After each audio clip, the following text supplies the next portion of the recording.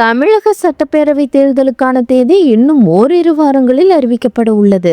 இந்த நிலையில் இடைக்கால பட்ஜெட் தமிழக அரசால் தாக்கல் செய்யப்பட்டுள்ளது. நிதியமைச்சர் தங்கம் தென்னரசு தாக்கல் செய்த பட்ஜெட்டில் கடந்த 5 ஆண்டுகளில் செயல்படுத்தப்பட்ட திட்டங்கள், நிதி ஒதுக்கீடு தொடர்பான தகவல்கள் இடம்பெற்றுள்ளது. குறிப்பாக மகளிர் உரிமை தொகை மற்றும் மெட்ரோ ரயில் திட்டம் மற்றும் ஒவ்வொரு துறைகளுக்கும் ஒதுக்கப்பட்ட நிதிகளை பட்டியலிட்டுள்ளார். இதில் முக்கியமாக திமுக அரசு பதவியேற்றதில் இருந்து நகைக்கடன், பயிர்க்கடன், மகளிர் சுய உதவிக்குழு கடன் தள்ளுபடி தொடர்பான முக்கிய தகவலை தெரிவித்துள்ளார். அந்த வகையில் திமுக அரசு பொறுப்பேற்றவுடன் உறுதியளித்தபடி கூட்டுறவுத்துறையின் மூலம் 12,359 கோடி ரூபாய் பயிர்க்கடனும், 4,889 கோடி ரூபாய் நகைக்கடனும் மற்றும் சுய உதவி குழுக்களின் கடன் 2,118 கோடி ரூபாயும் தள்ளுபடி செய்யப்பட்டது. கடந்த 5 ஆண்டு காலத்தில் 69.087 கோடி ரூபாய் அளவிற்கு விவசாயிகளுக்கு பயிர்க்கடன் வழங்கப்பட்டுள்ளதாகவும் கூறினார்.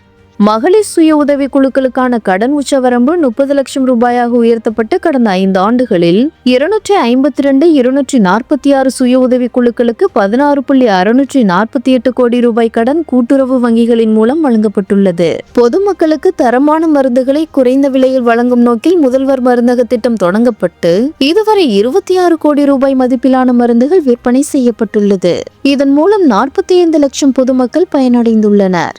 இந்த இடைக்கால வரவு செலவு திட்ட மதிப்பீடுகளில் உணவு மானியத்திற்காக 14,000 கோடி ரூபாய் உட்பட கூட்டுறவு, உணவு மற்றும் நுகர்வோர் பாதுகாப்பு துறைக்கு 17,068 கோடி ரூபாய் ஒதுக்கீடு செய்யப்பட்டுள்ளதாக அமைச்சர் தங்கம் தென்னரசு தெரிவித்துள்ளார்.